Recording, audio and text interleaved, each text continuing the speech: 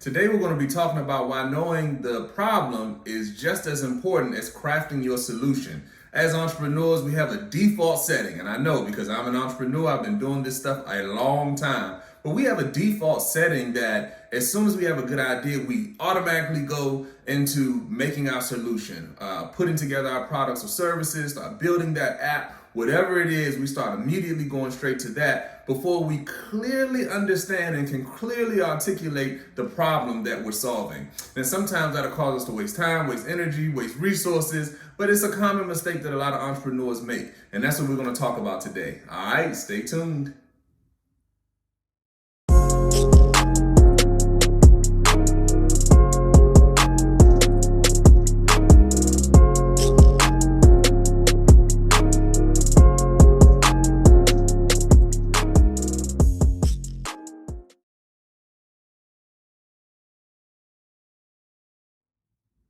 What's up, YouTube? Welcome to the Tremain Show. I'm Tremain Davis, and today we're talking about the problem versus the solution. This, again, is a common issue that a lot of entrepreneurs deal with. Whether they know it or whether they don't know it, they still deal with this issue. And again, it's because I'm an entrepreneur. This is from experience that I'm talking today.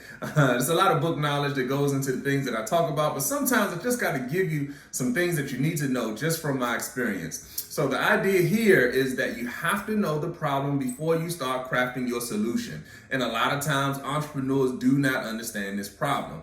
All right, I'm gonna start out with an example, and it's a big time example, one that some may remember, but this is kind of I guess 70s ish. But anyway, the story goes, and this is talking about NASA, the federal government, NASA.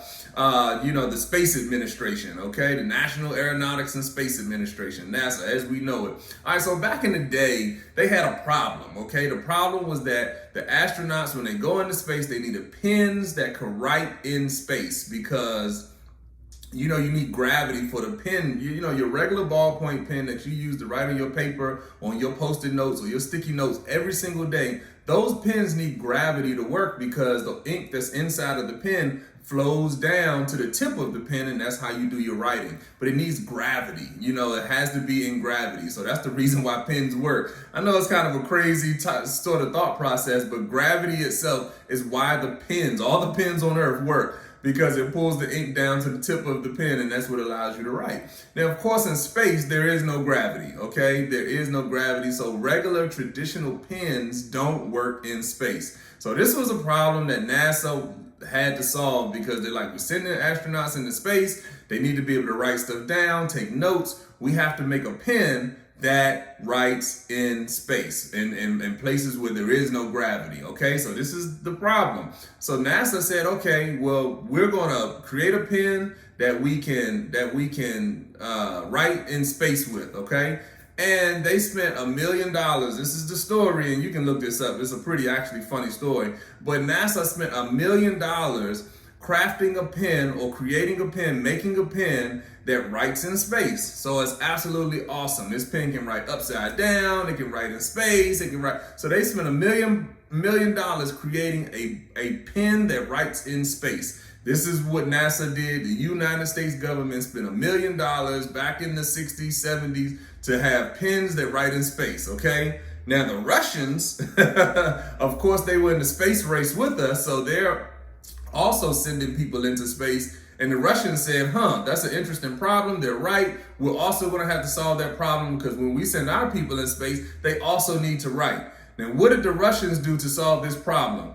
They just went and they got their astronauts pencils.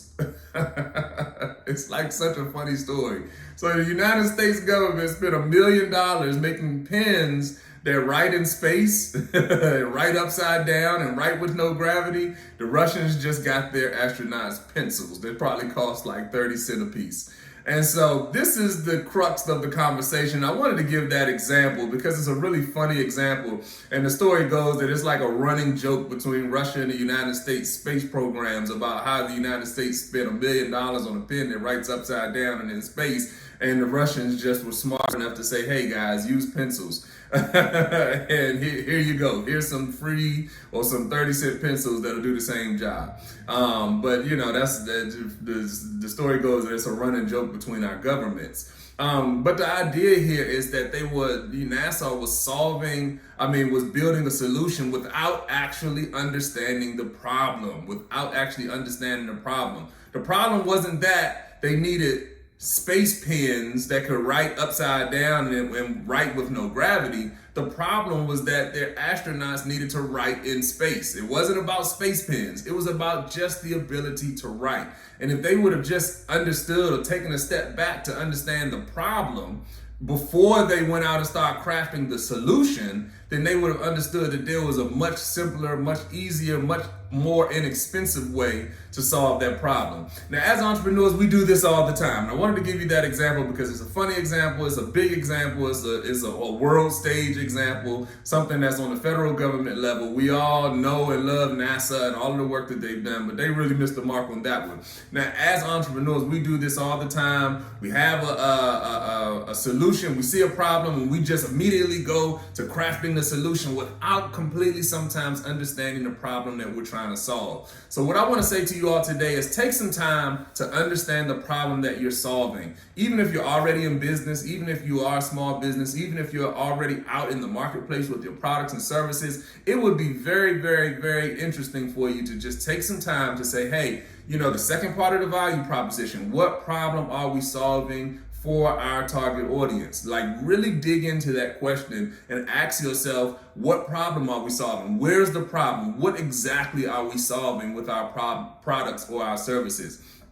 And sometimes what you realize is that you may be trying to solve a problem that isn't necessarily the core issue that needs to be solved. You just have to put some thought into it. You just have to be intentional about it. But I wanted to bring this to your light today because as entrepreneurs, we do this all the time. And I can tell you personally because I have done it a lot throughout my 20-year career. And I had to sit back and I finally learned this principle and said, hey, what can I do to solve the actual problem, the actual need that these customers or these clients actually have, and not just start building a solution based on what I think I need to be bringing into the market. Now, it could be some variation of the problem that you see, but to actually get to the core, sort of need that you're solving, sometimes you got to put a little bit of thought into it. All right, as usual, like, subscribe, share, send this information to all the entrepreneurs that you know. Also, as usual, the best form of support is just you being here with me today, and I appreciate you. Thank you so much. All right, I'm Tremain Davis, and I'll see you all in the next video. Peace.